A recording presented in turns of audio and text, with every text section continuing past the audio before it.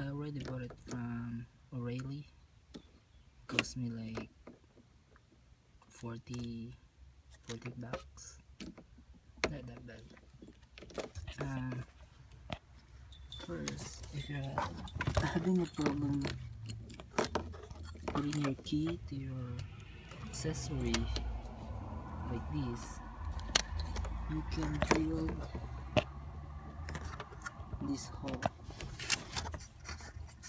which the pin located, this one, which I already did drill.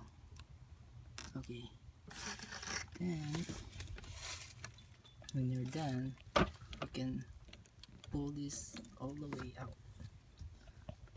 Let me show you. This is new one, so if you put in your key on the accessory, you can probably just pull.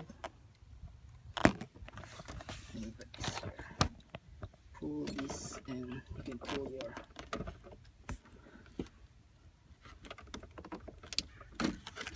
key cylinder.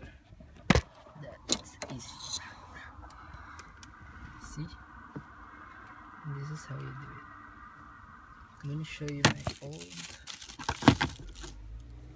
Toyota key cylinder. This is how it looks when you drilled. I use my powerful drill. This one. Okay. And then